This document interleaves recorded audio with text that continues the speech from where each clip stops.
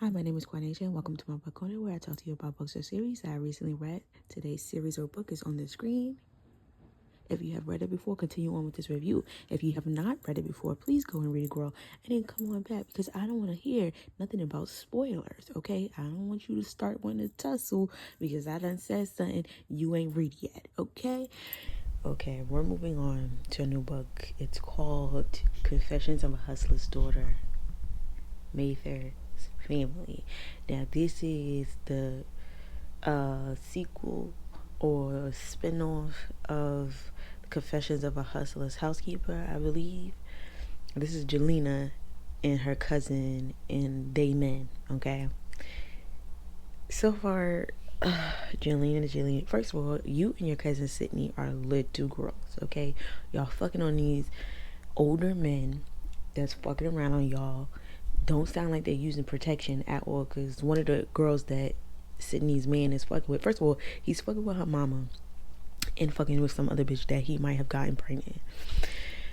Let's unpack that, okay? Sydney just turned 20. He didn't even say happy birthday because he was up under some other heifer, okay? Not only that, he was hunching on this lady's mama while she was drunk in her room sleep, and he hunches on her continuously whilst he's hunching on this little girl.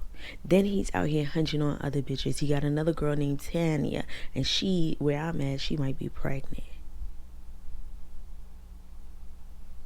Y'all have so much life to live, and y'all want to live the fast life, and I just don't understand it, y'all.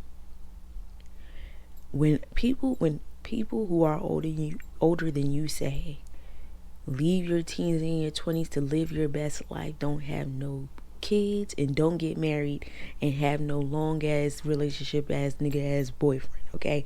Don't do it. Live your best life. And y'all don't want to fucking listen and be out here used and abused by these older men, because some of y'all love the older men, child. For what? If he's fucking on you, that means something wrong with him. The women that's his age don't want his ass. That's number one. And then this man know that her heart, first of all, she had 3 miscarriages back to back. That's crazy. Baby, you're only 19, just turned 20. What the fuck? And not only that, you know she would be sad and depressed and upset when she found out that not only you hunching on some other bitch that she's now pregnant, but you was hunching on her mama, and her mama ain't shit. Mama shouldn't even be called mama. Her mama ain't shit. You know the mama ain't shit. And you gonna sit here and say, oh, she should take some notes from her mama? Nigga. Oh my gosh. What's his name? Moochie Mooski. First of all, Mooski, I cannot stand that nickname. I don't understand why you came up with that nickname, but that's neither here nor there, Jahquel. Let's get on to Jelena and Julina and Mooski. Oh my gosh.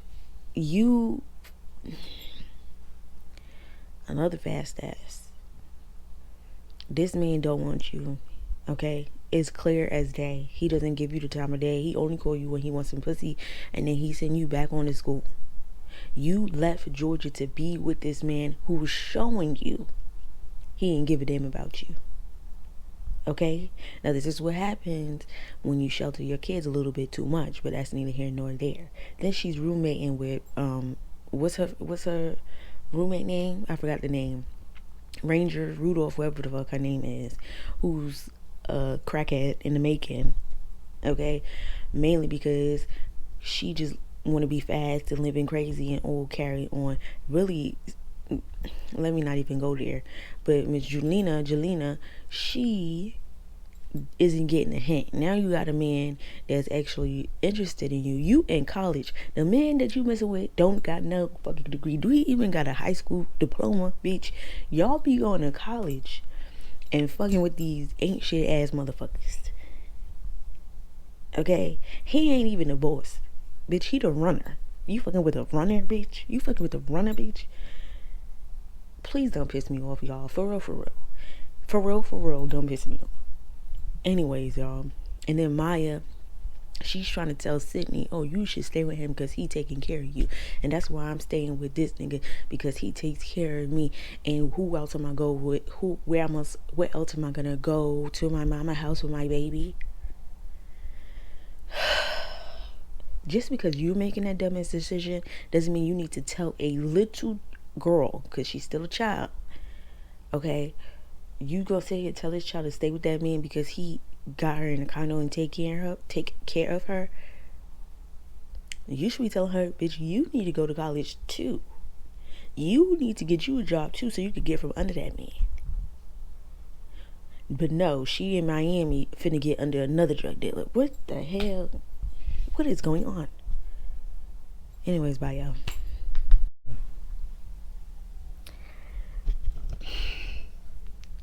Sydney starts messing. First of all, she found out that this guy she met in Miami, Reem, was the cousin to her man Michi, right? Boom.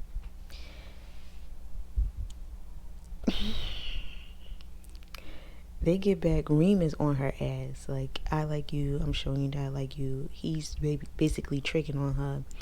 She doesn't see it that way. I'm not sure why. Long fucking story short, what's her name? Jelena ends up coming back from Miami. She ends up passing out. And Mooski is there. Whilst on their way to the hospital, he's texting another bitch, right? She knows this, okay? She's upset with him. She hasn't called anybody. She's losing weight. She's stressed out, blah, blah, blah. Meanwhile, the football man is still, talking to her Shaheem or Shahid. One of them, Shah, okay? Well, while she's at a dinner with her professor that happened to know her mama, she overhears Michi in the back talking to the professor about her being pregnant. Now, remember I said Michi got some bitch pregnant and was fucking on, mama? Sydney's mama? Well, the lady Tanya is the professor child. So Julina walked in and she heard that and she said, oh, bitch. So, boom. A little bit down the line, she comes in to see, I'm skipping. Okay, so boom, she finds that out, right? Boom. Then Sydney and Muski go to Antigua, and they go there and they're having the time of their life. They go there, they're not having the time of their lives. Reem is there. That's when she finds out that Kareem, I thought it was Kareem, but it's Jaheem. Listen. Anyway, she finds out that Remy is the cousin to Michi, yeah. She's surprised. Anyway, she hunched on Remy on the vacation, okay? She's different now. She's seeing Michi as just ain't shit, okay? Because now you got with a real baller. That nigga's a runner, but that's neither here nor there. They get back home. Remy sends her flowers because she's never gotten flowers before. Apparently, she loves flowers, and he left little notes for her, which was so cute because she had to lie to Michi like, oh, that's for Jelena. So Jelena comes over, and Jelena's like, oh, damn, these are a lot of flowers. And Sydney is like, yeah, he sent all these flowers over here for you. And she's like, damn, I didn't know. Jelena like, oh, damn, I didn't know it was that many flowers. I peeps that girl power, okay? I love that. We work together. I love that. Friends that can laugh with each other are the bestest friends of all. But anyways, then Michi Sydney starts asking Julina about her footballer. And then Michi's like, oh, that's crazy, you cheating on my cousin. So Jelina's like, you have no place to even talk about anybody cheating. Okay, bitch. And Michi's like, oh, fuck you, get out my house. And Jelena said, I could do one better. Sydney, he over here got my professor pregnant. So Sydney's looking at him like, bitch, when was you gonna tell me, right? Then somebody calls his phone, right? She answers the phone. It's her mama talking about when you gonna come fuck me. So she said, this whole time, not only did you get a bitch pregnant, but you was fucking on my mama. And I was feeling bad for fucking on Remy. Bitch, fuck you. Mind you, before this, Remy bought her dream G-Wagon, which that is my dream car as well. But anyways, long story short, bitch, that's crazy. So boom. Then down the line, I guess Michi ain't called Mooski to let him know the tea. And Mooski like comes pick her up for the weekend to go to his apartment, his new place. And it's like, girl, did you not forget he was texting a whole bitch like hello? Well, she thought it was a bitch. So anyways, she goes to his apartment, I guess hunched on him. She wakes up because she keeps hearing like text messages, like poop, like alerts, right? So she wakes up, it has a passcode. She's like, this is new. The fuck? She finds out the passcode. She looks through, and I'm guessing she sees like, let me go back.